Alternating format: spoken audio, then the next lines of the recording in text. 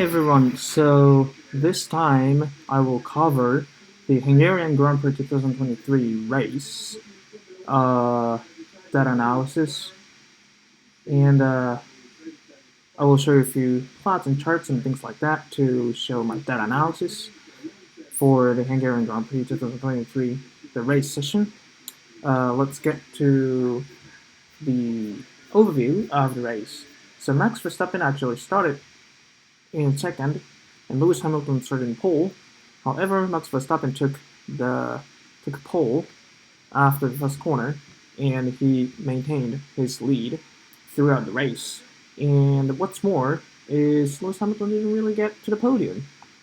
Paris jumped up to third from P8 in his start, and George Russell gained 12th position and ended up in P8. No, P7 actually. Another thing, Ferrari didn't make it to P up to P5 or in the podium. They actually had some. It seemed like they had some communication and pit stop process error and things like that. Indeed, there was a Leclerc's radio that's where the team said not really a they didn't really give any good uh, advice or instruction about the pit stops for Leclerc. So here we will take a look at why George Russell gained such position and how could Norris defend his position, and we will take a look at these things in comparison to the air temperature and tire strategy.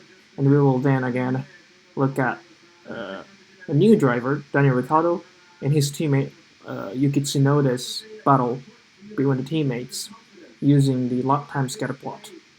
Okay, then let's look at the tire strategy and air temperature first. Let's go first with air temperature.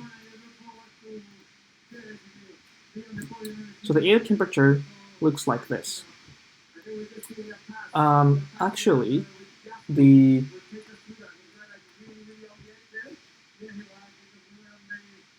excuse me. So the air temperature actually increased throughout the race. However, the truck temperature decreased throughout the race.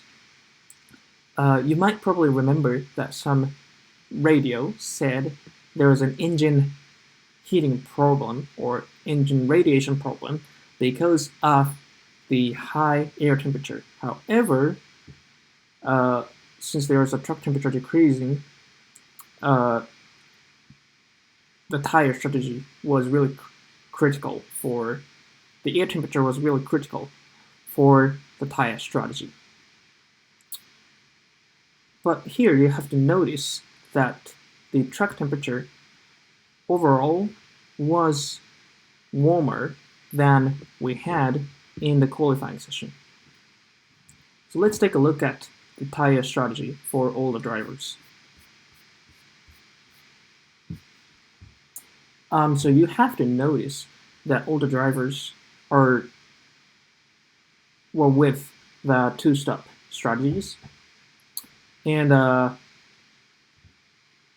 soft tire wasn't a really good choice for any of the drivers. Indeed, Sainz, Stroll, Tsunoda, and Gasly started with a soft tire, and Gasly retired after the first lap.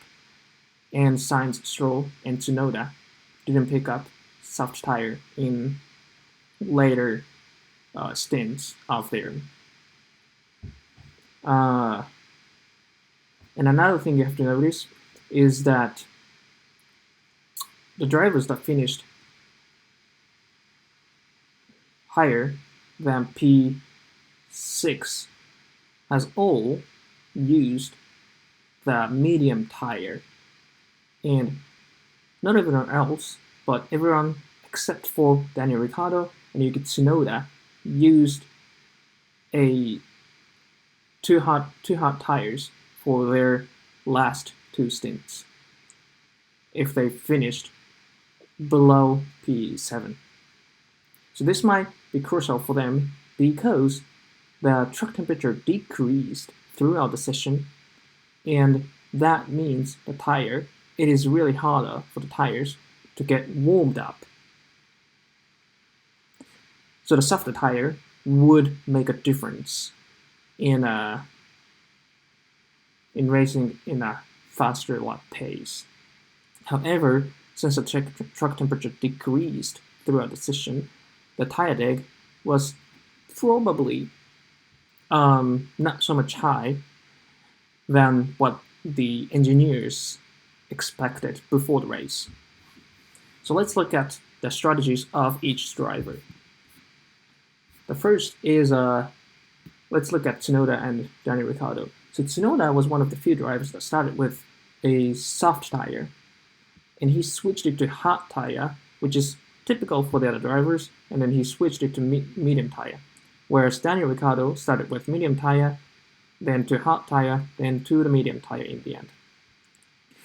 So Daniel Ricciardo actually finished in a higher position than Yuki Tsunoda did.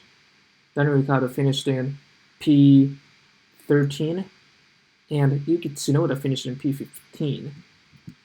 What made this difference between their positions is probably because Yuki actually didn't really last long in the first stint, and as he switched to medium tire in the last stint, he wasn't really quick. Daniel Ricciardo was really consistent with his medium tire in the last stint, around 84 point some lap time, between 84 to 85 seconds. However, Yuki Tsunoda fluctuated to slower than 86 seconds actually. However, he actually drove faster than 84 seconds, so there was a fluctuation between the lap times for Yuki Tsunoda. However, Daniel Ricciardo actually was really consistent. You might be able to see some fluctuations for Daniel Ricciardo as well, but probably this is due to the blue flags or something like that.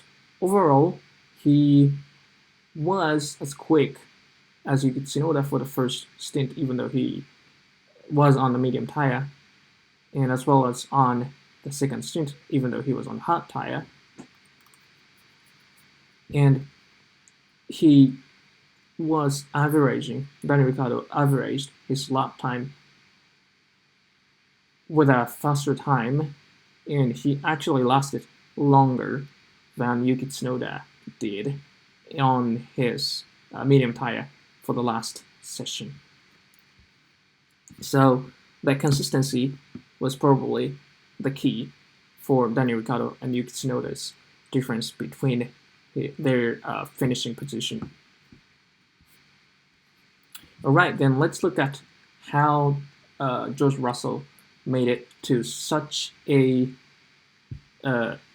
how Russell gained so much position throughout the race.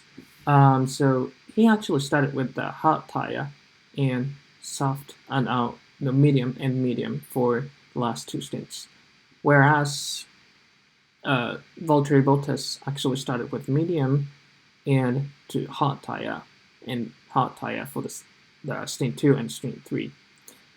Starting with hot tire was a rare pickup for the drivers. Indeed, there are only two drivers who started with hot tire. It was Perez and George Russell. Thing for George Russell was he had such pace that he can actually pass everyone, and he lasted longer on hot tire with smaller time gap between the faster tires. And what's more with this is that he picked up medium tires for the last two stints. Look at the last two stints for Valtteri Bottas, where he picked up two hard tires.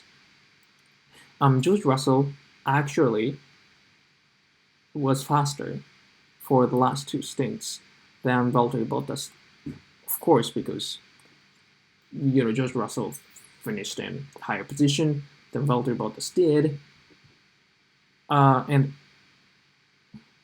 Mercedes made a really good pit strategy, the box strategy, because the air temperature increased and track temperature decreased, so the softer tire, medium tire than hard tire or soft tire over medium tire were preferable in any case in such condition. So George made a really good choice, and he was lucky to not to actually run in a traffic like other driver did. So he maintained a decent distance from the driver ahead of him, and he didn't get a really huge, dirty air and tire drag, so he could maintain a faster lap time for his last two stints, and he gained lots of positions against other drivers. So you can actually see the same trend from Lance Stroll and Carlos Sainz, because Lance Stroll actually started the closer position to George Russell and Bottas, and Sainz finished around the same position as George Russell. Both of the drivers actually picked up the soft tire, and then later they moved to the hot tires, which is not really preferable due to the truck temperature, because the truck temperature decreased. And let's look at how George Russell did and how the other two drivers did. So George Russell actually drove in between 83 to 85 seconds for the second stint, and between 82 to 84 seconds for the third stint. However, Lance Stroll did it between 84 to 86, and Sainz did 84 to 86 seconds as well for the second stint, and Lance Stroll did 83 to 85, whereas Sainz did 82 to 84. So they got so much time differences that's building up, because obviously they were on hot tires, and they have to last longer. So the slower time actually accumulates over the stint, and if they made a bad decision, they have to stick with it, and they lose the position and time against other drivers. So their strategy wasn't really good.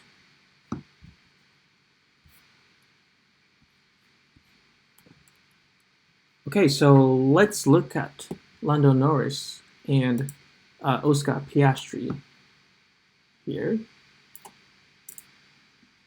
So eventually, first, Oscar Piastri actually drove in P2, and after the first pit stop for Piastri and Norris actually undercut Oscar Piastri and gained the track position against Oscar Piastri. Later in the second stint for both drivers, McLaren probably told them not to fight against each other to save the tires. Wait. Was it after the second stint or after the first stint that Norris actually gained a position? Yeah, it was after the first stint. Yeah, so even though probably Piastri could stick with Lando Norris and gain positions, he didn't do that because of the team order. As well as you can see that his lap time over here, second stint, and Norris' lap time over here, wasn't a really significant change. So he could have probably not really, what do you say,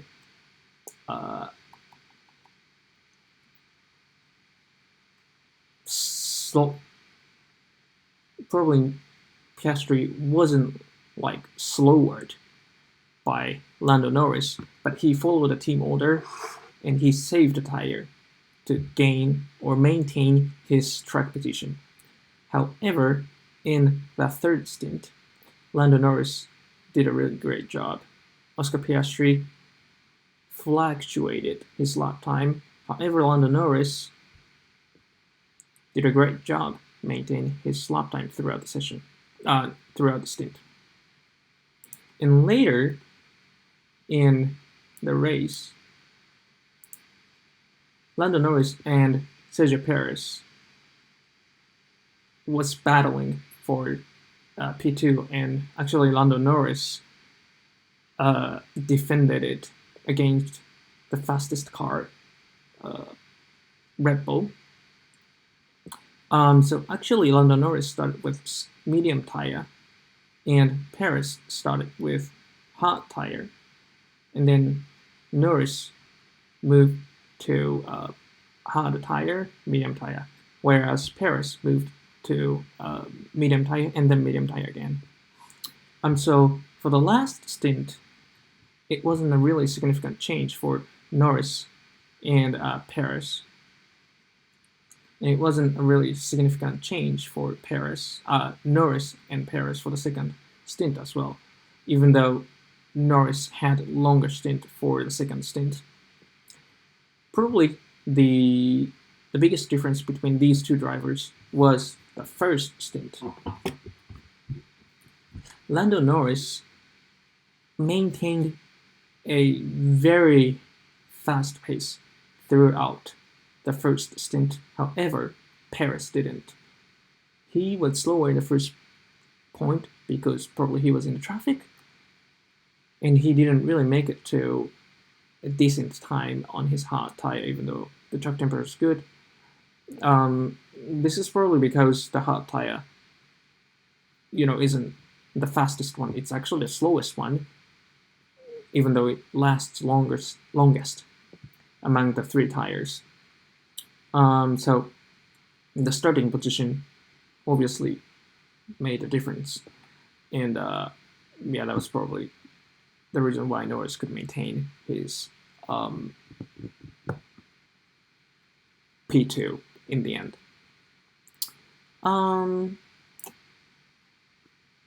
For some appendix, let's look at Lewis Hamilton's lap time. He actually picked up medium in the first place, hard tire, and then medium again. He didn't look really dramatically. His driving was not really dramatically changed or different than other drivers. So I can't conclude or suggest really any significant take-home ideas from this plot. However, he actually maintained a decent second stint, and then he finished in P4, sadly, because he obviously wanted to finish the podium. Okay, so the last plot that I would like to show you is the lap time distribution. So obviously, here you can visually see that there's more yellow points